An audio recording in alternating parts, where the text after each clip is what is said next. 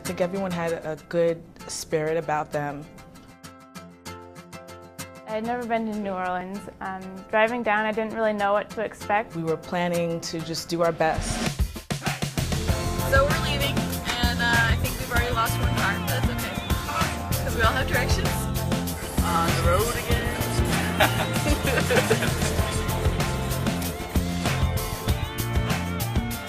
What is it? 480? Good job. Tara is finally awake, and Eric finally gets to sleep. Ruby speeding. Look how close the water is. I wish I had my camera. Woo! What do you think you're gonna say? Hi, Kim. Hi, Jess. Yeah, we need to find a rest stop. Once we got there, it was just clear that there was no lack of work to do. I was kind of blown away about just how bad things still were. Seeing what it was like down there, I couldn't imagine being in that situation. You know, a few of my relatives who live in this neighborhood literally couldn't come back. Like they weren't allowed to come back, you know, for a really long time. And even when they were allowed to come back, it was a look and leave policy, they called it, where you could come and you could look at your property, you could take things that you needed, but you couldn't stay, and you definitely couldn't work on it, you know. So a lot of these houses just kind of sat. Kind of made it more real, like when I finally got down there to see how bad it was. And there's all these empty houses that are just gutted. The windows are boarded up, the insides have nothing, including walls. They're just studs. We did work with Acorn. The first day we did work around their office. Laura cleaned out the gutters.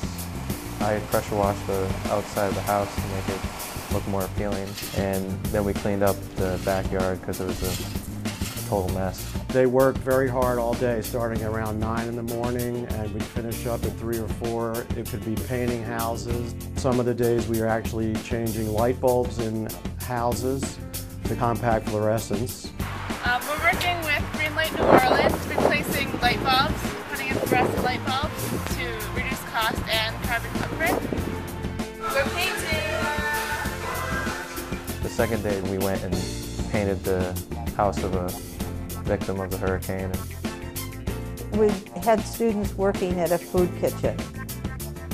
People need access to good food, which is healthy food. Right now I am pulling pork meat off the bone and putting it in a pan. Stirring rice. And I'm also stirring rice, trying to clean it off right now.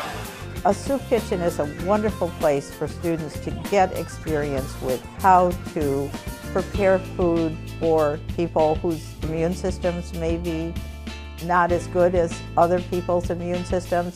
They need really healthy food, and they certainly don't need any kind of bacteria or other contaminants in the food that they eat. Our students were wearing gowns, caps, and they were wearing gloves. One thing I wanted to do was compliment the students on the work they did. The mission of our school, as well as public health, is to help keep people healthy and to provide safe water, food, housing conditions to eliminate and prevent disease. It really is a unique model of a school of public health. So our students have the opportunity to do these internships, which give them the foundation for whatever work that they're going to do once they graduate. Any student who is attending the school should experience what we've experienced down in New Orleans. I would definitely encourage them to volunteer. We felt like we really accomplished something and had a good time doing it.